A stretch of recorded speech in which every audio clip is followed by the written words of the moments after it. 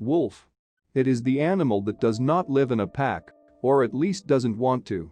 There are quite a few people out there like this. In the human world, we call this person a loner. A person that follows his or her own path. I've somehow spent great parts of my life in solitude. Sometimes, I was forced to. But when I reached adulthood, I often chose to be alone deliberately. It's not that I don't like company. On the contrary, I love company.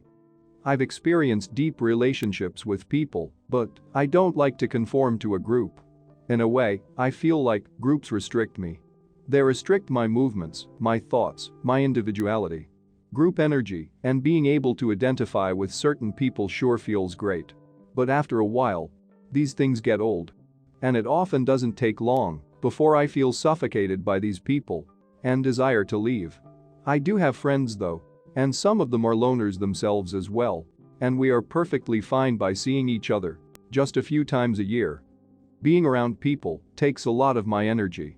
Parties or other social gatherings, meetings at work, or being at a crowded place for long, where I'm also a part of the attention, are often stressful. It feels like my brain gets overstimulated by all the noises around me. After such occasions, I'm happy to be alone again. I prefer my own private quarters where I can fully relax and recharge my battery. Although, it's very hard to admit. I think anxiety plays a role in this as well. The more time you spend around people, the less sensitive you become. Exposure is the key. Still, I don't like to be in the spotlight most of the times, and, during my adult life, I have put effort in avoiding such situations. I've asked myself often, why am I like this? I'm not sure. Maybe, I'm born like this. Also, it could be very true that certain life experiences have made me like this. These things are worth exploring, that's for sure. But, in the end, does it really matter? It's the way I am right now, and I have to move on from here. So, when you are a loner, how should you live your life? Should you force yourself into becoming more collectivistic? Or should you embrace your individuality? Should you force yourself into social situations, or should you live as a hermit? I believe the answer is somewhere in the middle.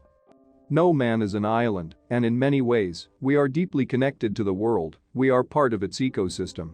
So, the idea of cutting yourself off from the world is kind of absurd because you'll never be completely cut off. Unless, of course, you're shot into space and died somewhere in the outer rim of our solar system. Alone. Well, such an existence could be some hermit's wet dream. But it's definitely not mine. It's more like a nightmare. Another thing, the greatest memories I have always contain other people. It could be a deep and meaningful relationship with one person, or the fun I have experienced in a group, like a group of friends. That's quite odd for someone who prefers solitude, right? So, what does this say? I think it says that people that prefer solitude have this paradoxical stance in life. They feel better alone, but crave that connection with other people at the same time. Some situations, good or bad, have such a deep impact that I need some time alone to fully process them. I can do well on memories for a long time as well. It seems like my digestion cannot keep up with the stimuli that I am federal, so it needs a break. I think it's amazing how some people are able to just go on in group settings and actually get energy from them. They seem to thrive in those situations. On the other end, I pity those who cannot be alone. Why do they need another person 24/7? I don't quite understand that. But hey, I probably may be one among the odd ones out. Always alone, or always among people, what's worse? How to be a loner? Well, I don't believe in extremes, but I do believe that they're strange.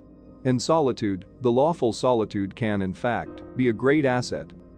Artists, writers, and many geniuses of the past have tapped into the strength of solitude. Still, loners should be aware of social isolation, and that's why I believe in finding a healthy balance between solitude and participation in the world. Because active participation in the world and the human relationships that come from that are great vessels to joy, happiness, and fulfillment. Although for a loner, it can be a huge struggle. It has been a struggle for me most of the times, but looking back, I think I have had a very fulfilling and adventurous life already. When it comes to friendships, relationships, work, and travel. Life goes on. And so does the struggle. That's why I decided to share my experiences, challenges, and knowledge about being a lone wolf. Thank you for watching.